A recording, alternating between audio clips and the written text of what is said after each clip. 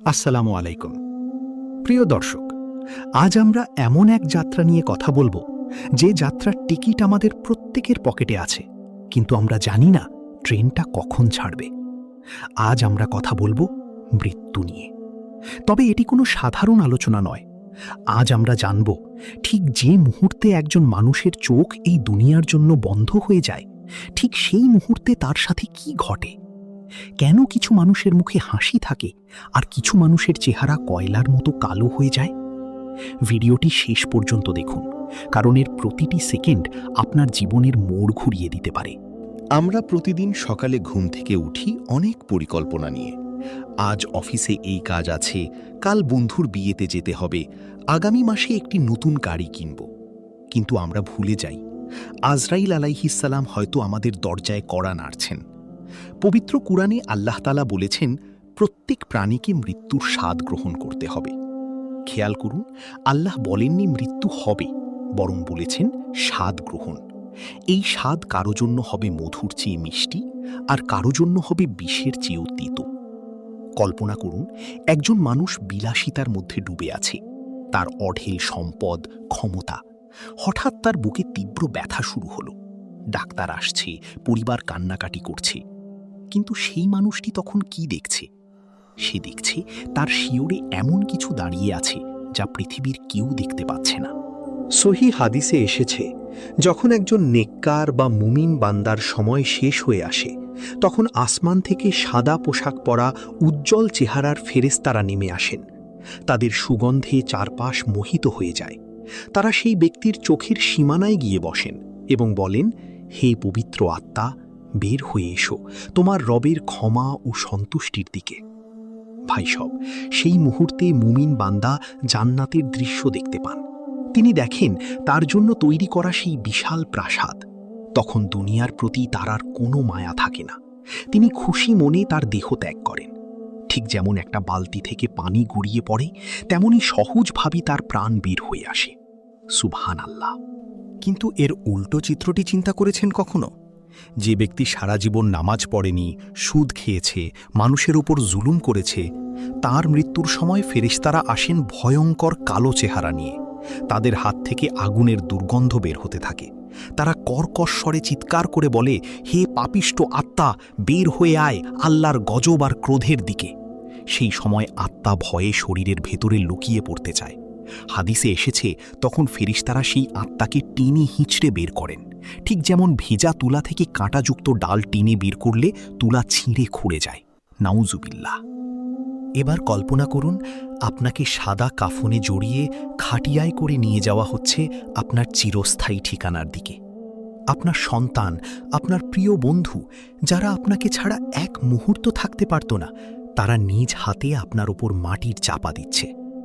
একবার ভাবুন তো, যখন শেষ ব্যক্তিটি কবরস্থান থেকে বের হয়ে যাবে এবং কবরের ওপর ঘাসগুলো বাতাসে দুলবে, তখন আপনার মনের অবস্থা কি হবে?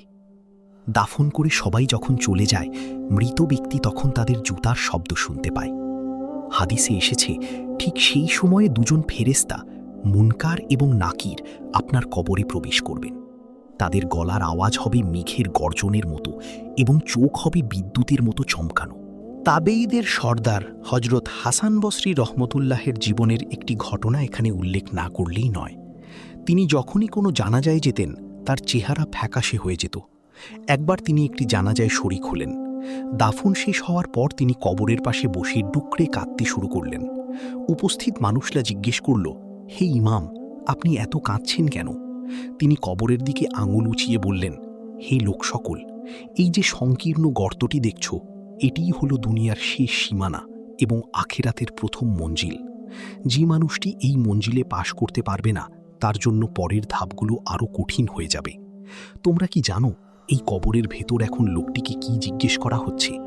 আজ সে একা, তার ক্ষমতা নেই, তার ধন সম্পদ নেই, তার সাথে আছে শুধু তার আমল।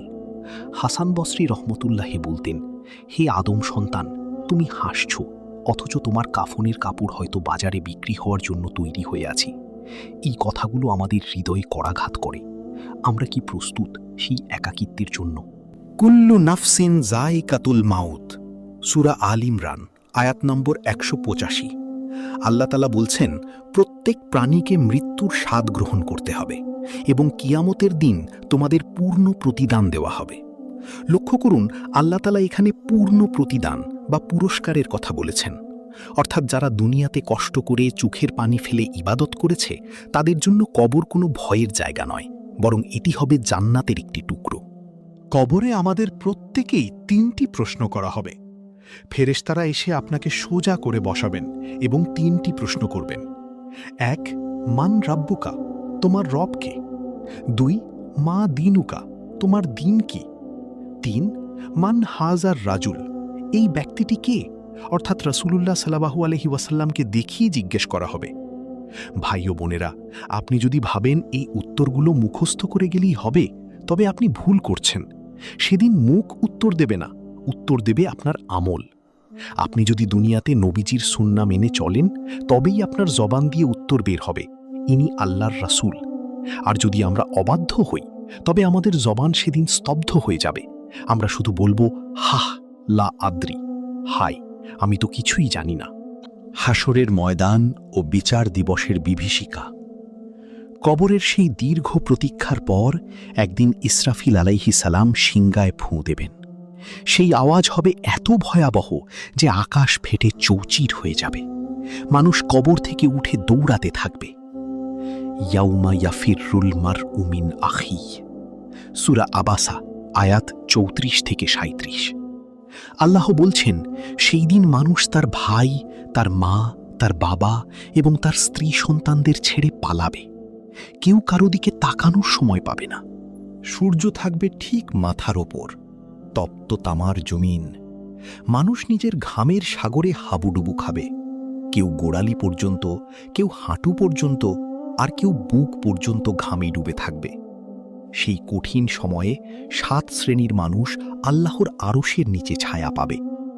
আপনি কি চান সেই দিন আরশের ছায়া পেতে? তবে আজই যৌবনকে আল্লাহর পথে চালান। রাসূলুল্লাহ সাল্লাল্লাহু আলাইহি ওয়াসাল্লামের জামাতা হজরত উসমান রাদিয়াল্লাহু আনহু যখন কবরের পাশে দাঁড়াতেন, তখন তিনি এত কাঁদতেন যে তার দাড়ি ভিজে যেত। তাকে জিজ্ঞেস করা হলো, হে উসমান, জান্নাত ও জাহান্নামের আলোচনায় আপনি এত কাঁদেন না, কিন্তু কবরের কথা মনে হলে কেন কাঁদেন? তিনি উত্তর দিয়েছিলেন, আমি রাসূলুল্লাহ সাল্লাল্লাহু আলাইহি ওয়াসাল্লামকে বলতে শুনেছি, কবর হলো আখিরাতের প্রথম ঘাঁটি। যে এখানে মুক্তি পাবে, তার জন্য পরের ধাপগুলো সহজ হবে, আর যে এখানে আটকা পড়বে, তার জন্য পরের ধাপগুলো হবে আরও ভয়ঙ্কর। সুবহানাল্লাহ! যার জান্নাতের গ্যারেন্টি ছিল, তিনি যদি এত ভয় পান, তবে আমি আর আপনি কোথায় দাঁড়িয়ে আছি? প্রিয় ভাই ও বোনেরা, এতক্ষণ আমরা কবরের অন্ধকার আর হাসরের বিভীষিকার কথা শুনলাম। হয়তো আপনাদের মনে ভয় জেগেছে, হয়তো কারো চোখের কোণে পানি জমেছে। কিন্তু মনে রাখবেন, ইসলাম শুধু ভয়ের ধর্ম নয়, ইসলাম হল আশার ধর্ম। আল্লাহ তাআলা যেমন শাদীদুল আযাব বা কঠোর শাস্তিদাতা, তেমনি তিনি গফুরুর রাহিম, পরম ক্ষমাশীল ও দয়ালু। আপনি হয়তো ভাবছেন, আমি তো অনেক গুনাহ করেছি, আমার কি ক্ষমা হবে? শুনুন তবে, আপনি যদি পাহাড় পরিমাণ গুনাহ নিয়ে আল্লাহ দরবারে হাত তোলেন, তবে আল্লাহ তার সমুদ্র পরিমাণ রহমত নিয়ে আপনাকে ক্ষমা করার জন্য প্রস্তুত। আল্লাহ তাআলা হাদিসে কুদসিতে বলেছেন, হে আদম সন্তান, তুমি যদি আকাশ সমান গুনাহ করে আমার কাছে ক্ষমা চাও, আমি তোমাকে ক্ষমা করে দেব, আমি পরোয়া করি না। আল্লাহর কাছে সবথেকে প্রিয় শব্দ কি জানেন? তা হলো একজন পাপিষ্ট বান্দার তওবা। যখন কোনো বান্দা মাঝ রাতে অন্ধকারে জায়নামাজে বসে বলে, আল্লাহ, আমি ভুল করেছি, আমাকে মাফ করে দাও, তখন আল্লাহ তাআলা ফেরেশতাদের ডেকে বলেন, দেখো, আমার বান্দা আমাকে না দেখেও ভয় করছে এবং আমার কাছে ক্ষমা চাচ্ছে। তোমরা সাক্ষী থাকো, আমি তাকে মাফ করে দিলাম। সহিহ বুখারীর সেই হাদিসটি কি আপনার মনে আছে? যে ব্যক্তি ৯৯ জন মানুষকে হত্যা করার পরও তওবা করতে চেয়েছিল, সে যখন ১০০ জন পূর্ণ করল, তারপরও তার মনে আল্লাহর ভয় ছিল। তিনি যখন হিজরত করে আল্লাহর পথের দিকে যাচ্ছিলেন, পথেই তার মৃত্যু হল। জান্নাতের ফেরেশতা আর জাহান্নামের ফেরেশতাদের মাঝে বিতর্ক শুরু হল। কিন্তু আল্লাহ তাআলা কি করলেন? সেই পাপিষ্ঠ লোকটির জন্য জান্নাতের দিকের মাটিকে কাছে টেনে আনলেন। সুবহানাল্লাহ! ১০০ খুনের চেয়েও আল্লাহর রহমত বড়। তবে আপনি আর আমি কেন নিরাশ হব? কেন ভাবব যে আমাদের ক্ষমা নেই? আজকের এই আলোচনা হয়তো আপনার জীবনের শেষ আলোচনা হতে পারে, তাই আসুন আজই এক নতুন শপথ করি। আজকের রাতটি হোক আমাদের পরিবর্তনের রাত। আজকের ফজরের নামাজটি যেন আমাদের কাজা না হয়। আল্লাহ আমাদের সবাইকে তওবায়ে নাসুহা করার তৌফিক দান করুন। আমিন।